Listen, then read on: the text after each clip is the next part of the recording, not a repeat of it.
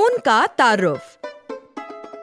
जब हम डॉक्टर के पास जाते हैं तो वो हमारी नब्ज देखते हैं, फिर हमारी आंखें देखते हैं, इसके बाद हमें मुंह खोलकर आ करने को कहते हैं और हमारी जुबान देखते हैं। लेकिन क्या आपने कभी सोचा है कि वो ऐसा क्यों करते हैं?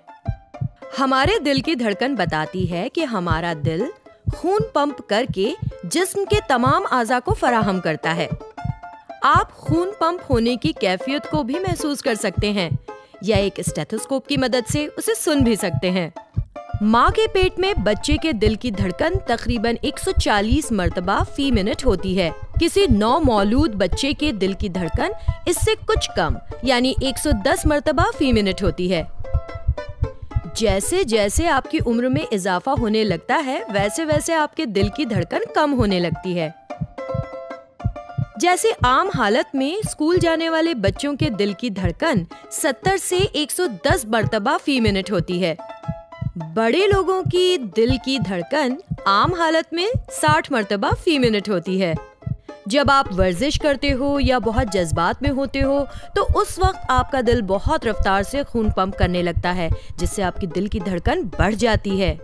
जब आप बीमार होते हो तो उस वक्त आपका दिल ज्यादा रफ्तार से धड़कता है।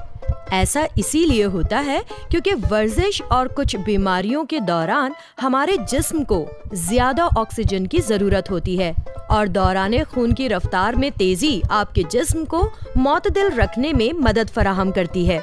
हमारी आंखें भी हमारे जिस्म में मौजूद खून के बारे में बहुत कुछ जाहिर करती हैं। अगर किसी मरीज की आंखों का अंदरूनी हिस्सा जर्द दिखाई देता हो और उसकी जुबान का रंग भी जर्द हो तो उसका मतलब ये है कि या तो इस मरीज के जिस्म में खून मुनासिब मिकदार में नहीं है या उसके जिस्म में लोहे की जरूरी मिकदार की कमी है। ऐसे मरीज को डॉक्टर या तो आयरन यानी लोहे के टैबलेट्स लेने या हरी सब्जियां जिनमें आयरन की मिकदार ज्यादा हो इस्तेमाल करने का मशवरा देते हैं। मगर ये खून आखिर है क्या? खून आखिर किन अज्जा से मिलकर बनता है?